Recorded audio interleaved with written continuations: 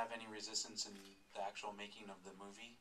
I mean, did anyone know you were doing it, and did people try to stop you at any turn? Not really. And yes. um, well, usually artists or filmmakers in Egypt happen to know their ways and how to, you know, end up doing what they want or as much as they can. Because we have censorship, of course, and this is one thing that you have to make sure that you write your script, that it passes through censorship. But we've been doing pretty well, especially when you have stars or celebrities in the film, and we have a couple of them here in this film, that usually they don't do this kind of films. They usually don't do art house films. Having them in the script usually makes the censors come to your censorship meeting relaxed, thinking that this is another you know, commercial movie, probably just another love story or, you know, action or comedy or something. So that helps the whole mood in the censorship meeting. And then, of course, when they see it, they think, oh, usually it's in the edit room, it's rough. They think, oh, well, maybe we didn't get it yet. It still needs some work. It was the final cut, actually. And we say, yeah, a little bit of tweaking going on. And of course, they stop at certain moments. One of the things we had a conversation about was the graffiti that says "Revolution starts here," and they asked, "Oh, what do you mean?" And we actually didn't know there was a revolution happening in Egypt in a few months. But so we were honest. We said, you know, it's an artistic expression. It's the revolution of the mind. It's the liberation of. But as a friend of mine who's American, actually, Cynthia Schneider, she always said, you know, the artists knew, even subconsciously, what's going to happen. If you go back to the artists' work before revolutions or big events in a country, you will always find the signs in their art, which I can't. This is amazing. It's so true in this case, because we had no idea there was a revolution. If you asked me or any of the kids who worked in this film, they will tell you, of course not. I don't think it will ever happen. Maybe some demonstrations here and there, but we've been living with that for years. But for a full-fledged revolution like what happened on the 25th of Jan, that is something that nobody ever has foreseen or even expected. Which is very interesting because the film was released on the 25th of Jan in Egypt. So it's an amazing coincidence with days of this film. So you're not taking credit for it, though. Nobody can. Nobody can. I think nobody can ever take credit for the revolution of Egypt. But so you were in Tahrir Square, right, during that time, and I know that you took video and whatnot. But before, talk a little bit about that.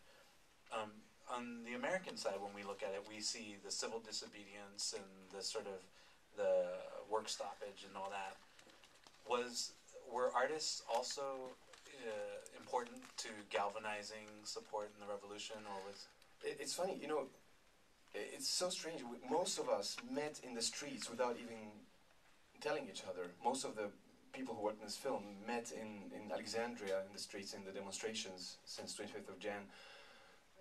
For the 18 days until Mubarak was ousted, everywhere I met the director by chance in Tahrir Square. I met the DOP, director of photography, the actors, and this tells you, of course, that this is the kids who started it. This is the kind of generation that started the revolution. At the same time, we didn't plan it, but everybody followed because it was something real. And everybody felt that Egypt deserves better, and you know, if we don't go, these kids will be massacred, definitely. So, millions of people in the streets of Egypt, squares all over Suez, Ismailia, Alexandria, Cairo, were there to protect that dream. They believed in these kids, and yeah, I think artists were very important because even I don't know, you didn't probably in the media you didn't see what was happening in Tahrir Square day by day. You got those, you know, news clips that keeps recurring, which is annoying, I think, when I see it, because you don't really get the feeling of what's happening in Tahrir. But yes, there was concerts, music bands, making songs, keeping those revolutionists staying in Tahrir Square and all other squares all over Egypt alive and feeling, having good spirit, and supporting them.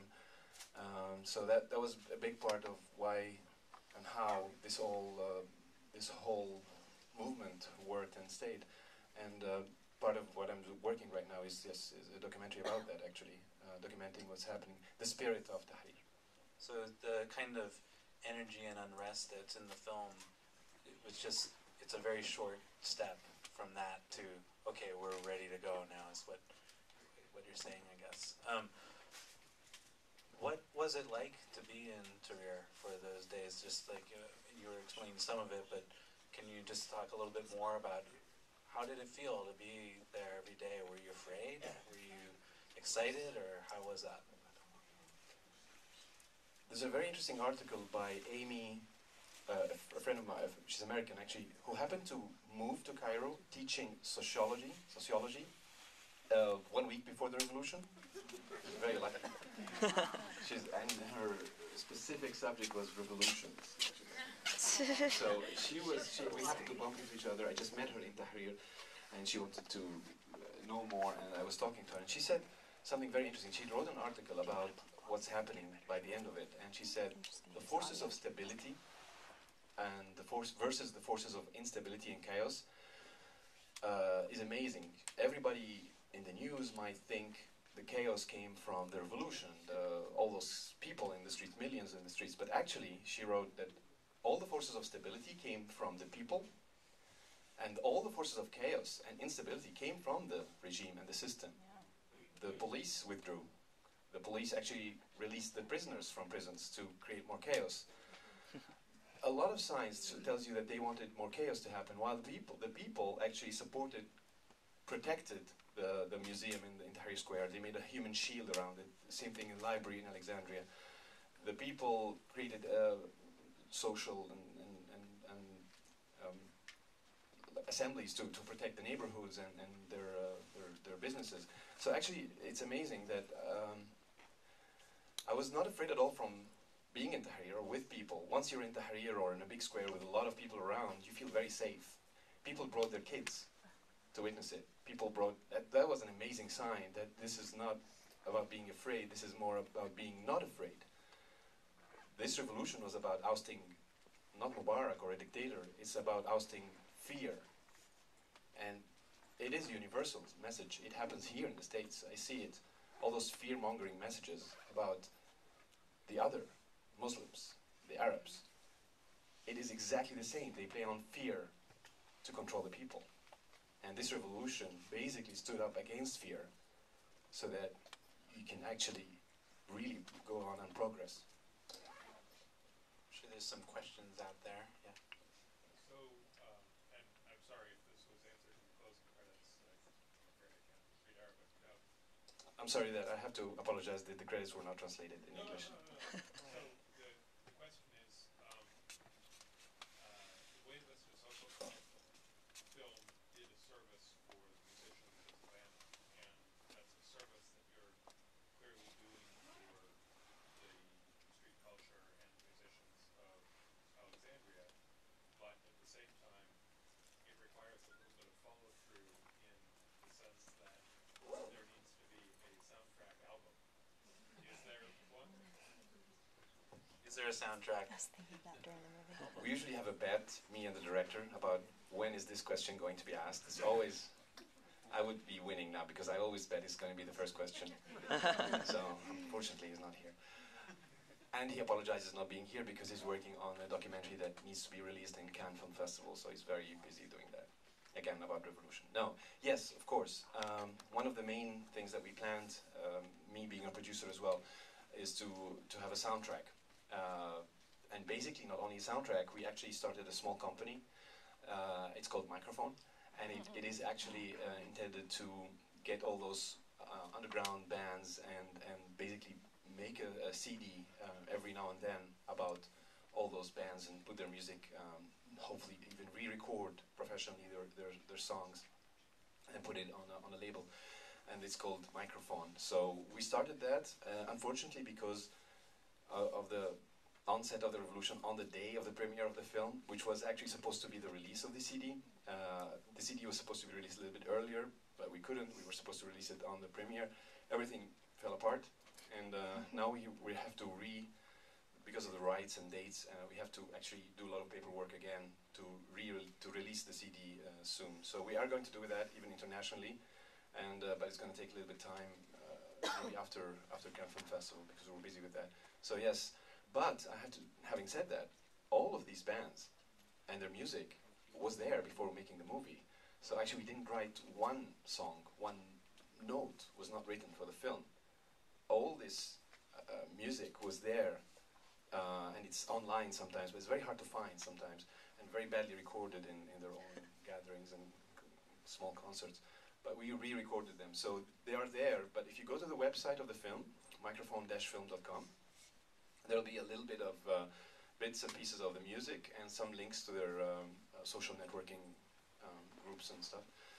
But we will release the music, and it's going to be available under the name Microphone, and even more bands later.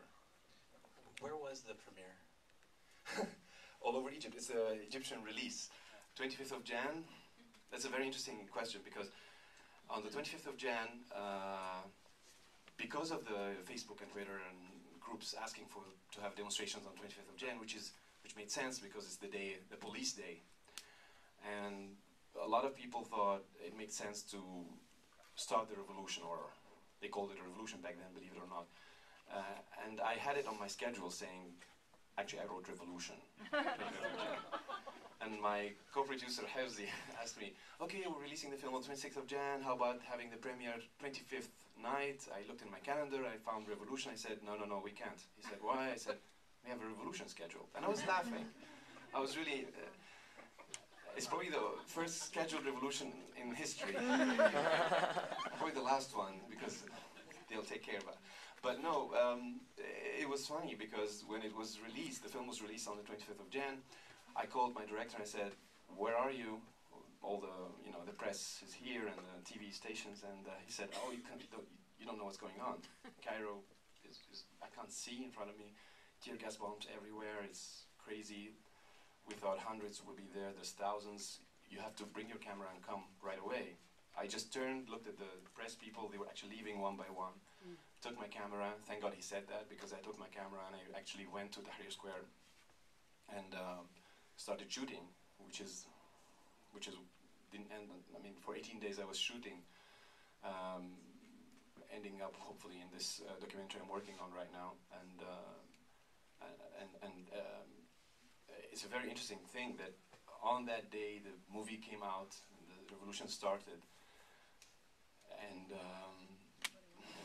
it's just, there's an amazing, it's almost like all the lines of our life and this film, the script, and also this moment in history. We're all meeting in this moment, 25th of Jan, and from there everything is diverging back, all these lines forming something else, forming a new Egypt. This film reflecting to become something more important than we started with to begin with, and then all of us, actually all our lives, all our lines are actually becoming something of a different meaning, of a bigger meaning now, that we all, converge to that moment in time in history.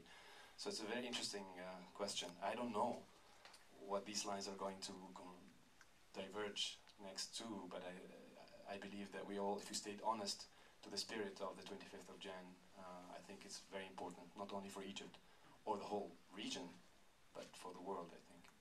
I agree. It's just kind of tickles me to think about people tweeting, get to Tahrir Square, and then every once in a while there's one, go see Microphone.